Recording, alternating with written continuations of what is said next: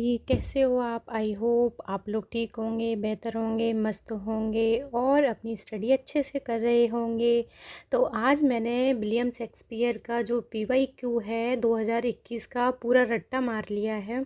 और 2021 में जितने भी आपके जो शेक्सपियर के क्वेश्चन बनते हैं वो मैंने अच्छे से पढ़ लिए हैं, क्योंकि शेक्सपियर बहुत ज़्यादा ही पूछे जाते हैं और बहुत ज़्यादा लेंदी है। तो सुबह की शुरुआत मेरी हुई थी चाय के साथ में। उसके बाद में मैं अपना स्टडी करने के लिए बैठ गई हूँ। और आज मुझे ज़्यादा समय नहीं मिला स्टडी के लिए, जैसा कि रोज़ ही नहीं मिलता है, घर के कामों से फुर्सत नहीं मिलती है, लेकिन धीरे धीरे मैं कर लेती हूँ थोड़ा बहुत। इससे क्या है कि अपनी जो स्टडी है वो कभी भी छोड़नी नहीं चाहिए। और बहुत सारे लोग कहते हैं कि मेरी जो फैमिली है उसमें बहुत ही कम टाइम मिल जाता है और ज़्यादा टाइम नहीं मिलता है। तो डियर, सबके साथ ऐसा है, मेरे साथ भी ऐसा ही है। मुझे भी बहुत कम टाइम मिलता है, ज़्यादा टाइम नहीं मिलता है। जितना भी टाइम मिलता है मुझे, तो मैं अपनी स्टडी में ही कर देती हूँ। और मुझे बहुत ही कम मिलता है, जैसे मुझे पहले मिलते थे बहुत ज़्यादा टाइम मिलता था। और एक बात मैं ये कहूँगी कि अगर आप हाउसवाइफ नहीं हैं तो प्लीज़ आप कम से कम दिन में 8 घंटे पढ़ाई करो। इससे क्या है कि आपका जो बेस है वो मजबूत हो जाएगा। अगर आपका कोर्स कंप्लीट नहीं है तो उससे कोई फ़र्क नहीं पड़ता है कि आप पीवाईक्यू लगा रहे हो, एमसीक्यू लगा रहे हो, क्या लगा रहे हो, जब तक आपका कोर्स कंप्लीट नहीं होगा। जैसा कि आपने कुछ पढ़ा है नहीं और आप एमसीक्यू पीवाईक्यू लगाने लग गए, उससे कोई फ़ायदा नहीं होता है। तो इसलिए मैं ये कहना चाहूँगी कि आप सबसे पहले अपना बेस मजबूत करें, कोर्स पूरा करो, उसके बाद में ही आप प्रैक्टिस करो। और दूसरी ये बात है कि प्रैक्टिस करना बहुत ज़रूरी है। जैसे आपने एक ऑथर उठाए और कुछ भी आप स्टडी कर रहे हो डियर, मैं यहाँ पे आपको बता दूँ, मैं यहाँ पे स्टडी कर रही हूँ, टीजीटी की तैयारी कर रही हूँ और यूपी टीजीटी की। और 2022 में जो वैकेंसी निकली थी, बहुत सारे लोगों ने फॉर्म फिल किया था, लेकिन मैंने नहीं किया था क्योंकि मेरा उस टाइम बीएड इनकम्प्लीट था, मेरा बीएड नहीं हुआ था, तो मैं फिल नहीं कर पाई थी। लेकिन अब जब भी निकलेंगे तो मैं करूँगी, लेकिन 2022 में फ़िल नहीं किया, बहुत अच्छी बात है।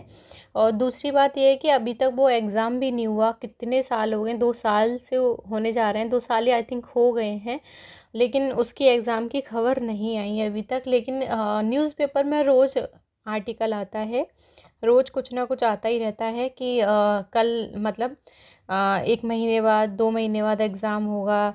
और बहुत सारे यूट्यूबर हैं जो बोलते रहते हैं, टीचर्स भी बोलते हैं, लेकिन इसमें कितनी सच्चाई है ये आप लोग खुद समझदार हैं। ऐसे तो जाने कितने दिनों से न्यूज़ आ रही है। तो आपको बस अपने फोकस करना है अपनी पढ़ाई पे, और इससे ज़्यादा नहीं कुछ करना है।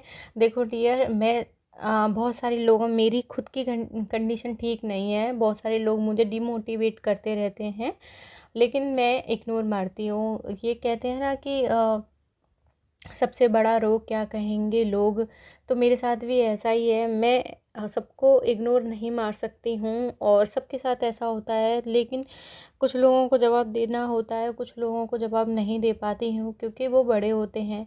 समझ में नहीं आता कि इन लोगों को क्यों ऐसी चिढ़ है कि कोई आगे ना बढ़ पाए। मेरे साथ भी ऐसा ही है डियर।